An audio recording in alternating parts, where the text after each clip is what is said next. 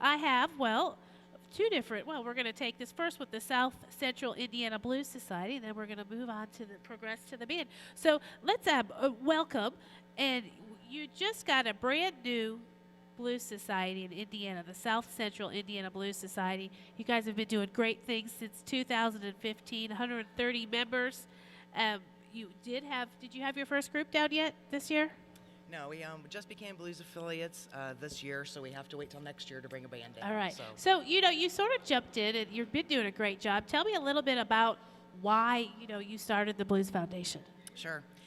We're from Bloomington and Nashville, Indiana, and that south central part. And we didn't have a lot of representation there as far as community cohesion, I guess I want to say. We have a really large blues community there, but not a lot of activities for us locally. We were having to travel to Indianapolis or further to, find some activities. So we wanted to really band together and try to help promote our blues bands and our blues society and community there in Indiana. And you guys which I just thought was wonderful, because the Bloomington area, there's just so many awesome musicians. Sure. Right in your neck of the woods. Right. We have, I think we're up to 15 bands now that have signed up. Wow. Including Carson. Yeah, well, we're proud to be part of your Blues Society. We appreciate it. The South Central Indiana Blues Society. So all our listeners back home, tell them about where they can find you online. Sure. We're at sciblues.org. You can also find us on Facebook. Look for South Central Indiana Blues Society. You can sign up online, and we'd love to see you at a blues jam. We host that at the Players Pub every 8 weeks. There's a blues jam on Tuesday nights. There's a blues jam every Tuesday, but the society hosts it on Tuesday nights every 8 weeks, and the Blues Society members get in free that night. That's awesome. So for the Blues Society members, you don't have to be a musician to join.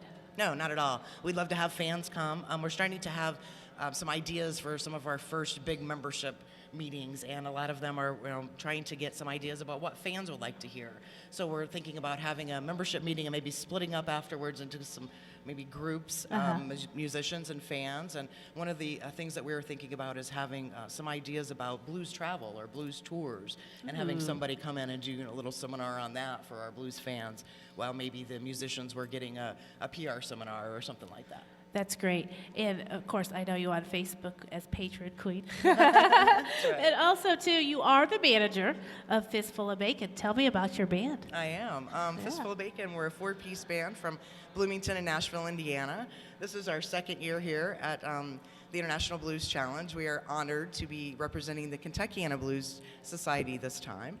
Our members are Matt Boat on guitar and Jeff Shue on bass and vocals, Marv Druin on guitar and vocals, Eric Gaylord on drums. And an Indiana band. An Indiana band, for sure. So tell me how you got, I always like the story about your name, Fistful of Bacon.